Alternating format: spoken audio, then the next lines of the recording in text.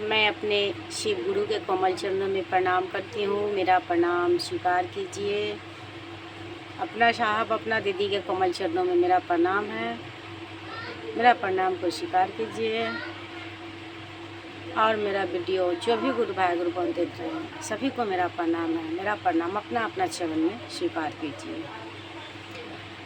मैं पिछले वाले वीडियो में अपने गुरु शिव के शिष्य साहब श्री हरिंद्रानंद जी के जीवनी अनमिल आखर पढ़े थे। पहला पाठ और दूसरा पाठ में मेरे साहब का जन्म कब हुआ था, कहाँ हुआ था, किनके घर में हुआ था, ये सब मैं पढ़ के बता रही हूँ। अनमिल आखर अनमिल आखर है, देख लीजिए, पढ़ रही हूँ। 31 अक्टूबर 1948 विक्रम संवत 2005 क्रांति कृष्ण पक्ष चतुर्दशी को बिहार के सिवान जिले के अमलोरी गांव में विश्वनाथ सिंह एवं राधा देवी के घर में प्रथम संतान के रूप में एक ज्योति प्रकट हुई। 31 अक्टूबर मेरे साहब श्री हरिंद्रानंद जी का जन्म 31 अक्टूबर 1948 विक्रम संवत 2005 क्रांति कृष्ण पक्ष चतुर्दशी में हुआ है। मेरे साहब दीपावली के दिन चतुर्दशी था, उस दिन अमावस तो रात में हुआ, लेकिन दिन में चतुर्दशी ही था। दिन के 8 बजे ही मेरे साहब के जन्म हुआ। और बिहार के सिवान जिले के अमलोरी गांव में विश्वनाथ सिंह, उनका पिताजी का नाम है विश्वनाथ सिंह, एवं राधा देवी के घर में, माता का नाम राधा देवी, प्रथम संतान के रूप में एक ज्योति प्रकट हुई। बने विश्वनाथ सिंह पिता और राधा देवी माँ के प्रथम संतान के रूप में एक ज्योति, सचमुच में मेरे साहब एक ज्योति ही थे। मेरे साहब एक ज्योति ही थे, वो प्रकट हुए। नाम पड़ा हरिंद्रानंद साहब। मेरे साहब को नाम पड़ा हरिंद्रानंद। जिस टाइम जन्म हुआ उनका सुबह जन्म हुआ, तिथि खंडित हुई। सुबह में 8 बजे जन्म हुआ है, तिथि खंडित हुआ। चतुर्दशी जो था वो खंडित हुआ और शाम में स्वतः मनाई गई पूरे देश में दीपावली। माने तिथि खंडित हुआ, चतुर्दशी से अमावस हुआ शाम के टाइम, और स्वतः पूरे देश में दिवाली मनाई गई। सचमुच में दिया पूरा देश में जलता है उस दिन, दिवाली के दिन, दीपावली के दिन। दुबला पर गोरा सा बालक अपनी बड़ी बड़ी पुतलियाँ से आसमान को ऐसे निहारता जैसे संपूर्ण आकाश उनका घर हो। देखिए, मेरे साहब जिस दिन जन्म लिए उस दिन तो शरीर तो दुबला था उनका, गोरा बदन था, लेकिन बड़ी बड़ी आँखें थी। मेरे साहब को आँखें बड़ी बड़ी थी और आसमान को ऐसे देख रहे थे, लग रहा था पूरा आसमान उनका घर ही है। बचपन से ही आवाज़ में आकर्षण था। माने ना होता है बच्चा जब जन्म लेता है उसी पकड़ा जाता है कि हाँ कितना होशियार है, चालाक है, तेज है, जिसे रिश्तेदार उन्हें खेले और दुलारे बिना रह ही नहीं पाते। माने इतना प्यारा, इतना सुंदर, कितनों कहेंगे कमी पड़ेगा। इतना सुंदर थे मेरे साहब कि कोई भी रिश्तेदार आते तो मेरे साहब को बिना खिलाए रह ही न जाता। कोई भी आदमी आते तो उनको ज़रूर खिलाते, दुलारते, खेले दुलारे बिना रह ही नहीं पाते। पिता विश्वनाथ सिंह सिवान महाविद्यालय छपरा में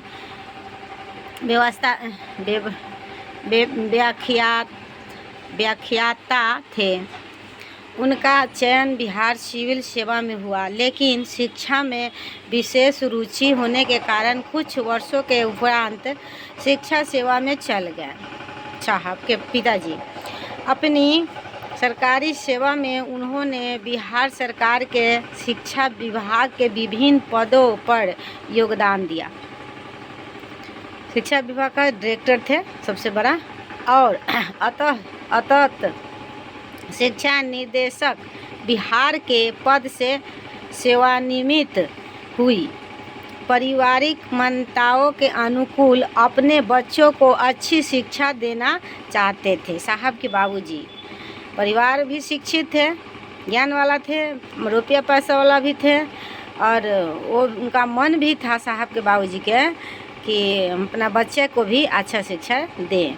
बच्चों की शिक्षा दीक्षा के उत्तरदायित्व का निर्वहन उन्होंने उत्तम ढंग से किया।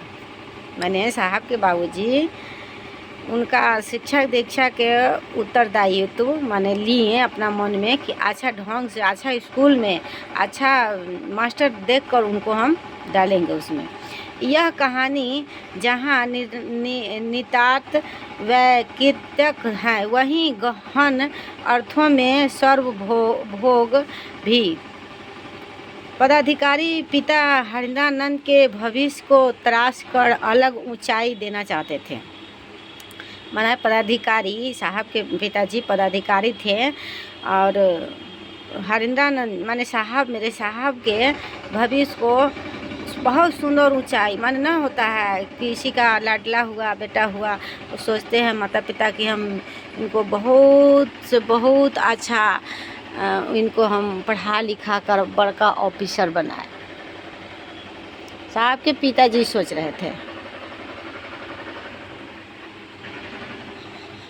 पहली संतान होने के कारण लाल प्यार ने कई और नाम दे दिया था। साहब पहले संतान थे और लाल प्यार से कई और नाम दे दिए थे। हरिंद्रानंद के अलावा और नाम भी था। हरिंद्रानंद तो कभी बड़कू कहते रहलन, कभी हरिंद्रानंद बउआ, और कभी हरिंद्रानंद नाम से पुकारे जाने लगे।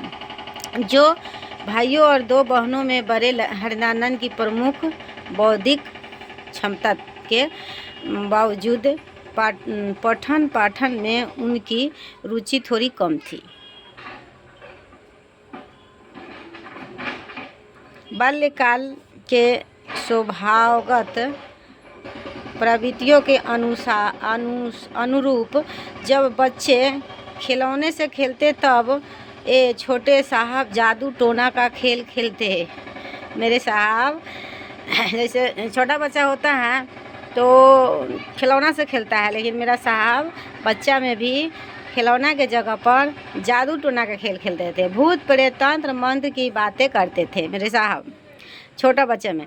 कभी वेदों उपनिषदों पुराणों की कहानियाँ सुनते और सुनाते, कभी आसन मारकर घंटों बैठकर रहते, तो कभी टीन के डब्बे में पानी भरकर पाइप का साइफन बनाकर और शीशे से बड़ी शिव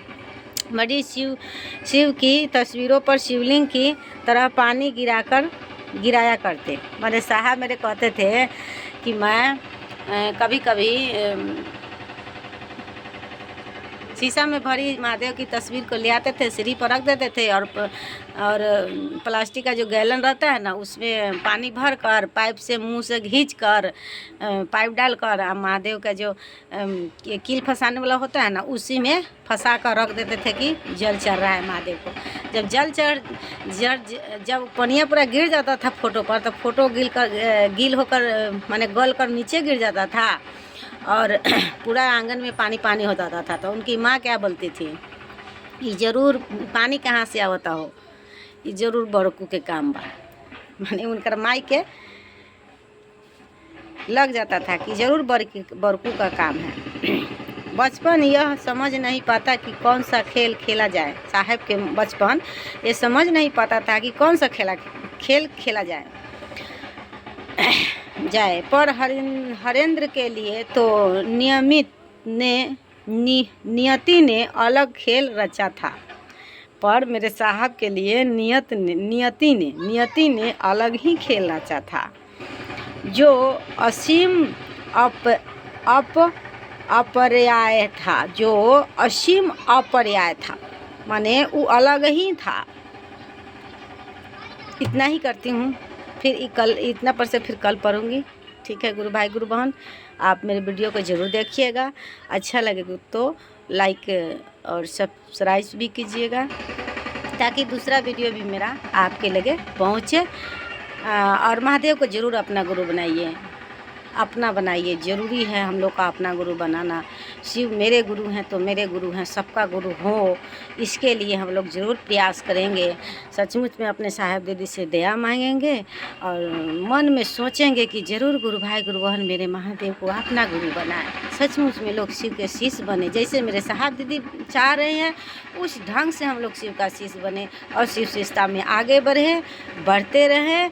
सचमुच में अपना साहब दीदी को खुश करें, महादेव को खुश करें, यही इच्छा, यही हम लोग का मन को लेकर महादेव को बात करें और गुरु की बात में हम लोग एकदम शामिल रहे, गुरु की चर्चा में एकदम शामिल रहे। साहब बोले हैं कि चर्चा स्थल कोई जगह को नहीं बनाना है, चर्चा स्थल हर एक आदमी को बनाना है। हर एक आदमी को शिव का शिष्य बना दीजिए साहब दीदी के मन से, और वो चर्चा स्थल हो गया। मेरे साहब ये चाहते हैं, मेरे साहब जो चाहते हैं वो हम लोग करें। सचमुच में हम लोग चाह लेंगे कि मेरे साहब जो चाहे हैं वो हम करें, तो सचमुच में वो करवा देंगे। ठीक है गुरु भाई गुरु बहन, फिर से आप लोगों को मेरा प्रणाम है, मेरा प्रणाम अपना अपना चरण में स्वीकार कीजिए।